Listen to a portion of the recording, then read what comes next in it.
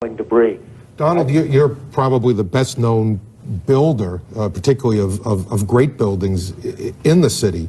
There's a great deal of question about whether or not the damage and the ultimate destruction of the buildings was caused by the airplanes, by architectural defect, or possibly by bombs or aftershocks. Do you have any thoughts on that? Well, it was an architectural defect. You know, the World Trade Center was always known as a very, very strong building. Don't forget, that took a big bomb in the basement. Now, the basement is the most vulnerable place because that's your foundation, and it withstood that. And I got to see that area about 3 or 4 days after it took place because one of my structural engineers actually took me for a tour because he did the building. And I said, I can't believe it. The building was standing solid, and half of the columns were blown out. I mean, so this was an unbelievably powerful building. If you know anything about structure, it was one of the first buildings that was built from the outside. The steel, the reason the World Trade Center had such narrow windows is that in between all the windows, you had the steel on the outside. So you had the steel on the outside of the building. That's why when I first looked, and you had big, heavy I-beams, when I first looked at it, I couldn't believe it because there was a hole in the steel. And this is steel that was, you remember the width of the windows in the World Trade Center, folks. I think you know, if you were ever up there, they were quite narrow. And in between was this heavy steel. I said, how could a plane, even a 767 or 747, or whatever it might have been, how could it possibly go through the steel? I happen to think that they had not only a plane, but they had bombs that exploded almost simultaneously, because I just can't imagine anything being able to go through that wall. Most buildings are built with the steel is on the inside around the elevator shaft. This one was built from the outside, which is the strongest structure you can have, and it was almost just like a can of soup. You know, Donald, we were looking at pictures all morning long of that plane coming into building number 2, and when you see that approach the far side, and then all of a sudden, within a matter of a millisecond, the explosion pops out the other side. Right.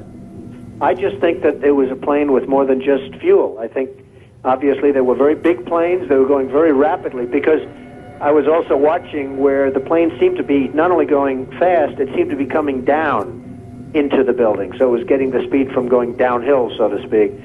It just seemed to me that to do that kind of destruction is even more than a big plane because you're talking about taking out steel, the heaviest caliber steel that was used on a building. I mean, these buildings were rock solid. And, you know, it's just an amazing thing. This country is different today, and it's going to be different than it ever was for many years to come. Very profound statement and very true.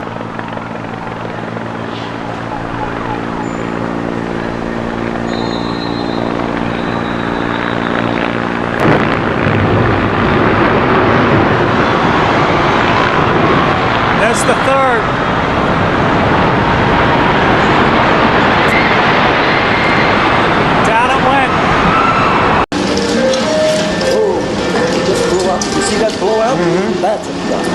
Imagine the explosive force necessary to blow a person straight out of a window. And it's just that window without any of the other windows or floors being affected. 9/11 deserves a second look. Not only for those that went through it, but for the millions of lives that have been affected ever since. Because if an explosion brought those towers down, then the whole thing's a mass deception. Remember, the people that told you about WMDs in Iraq were the ones who told you who did what on 9/11.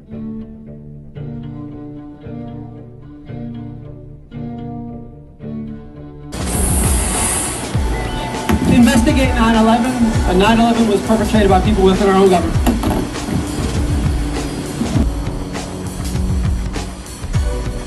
If you're listening to this, you are the resistance.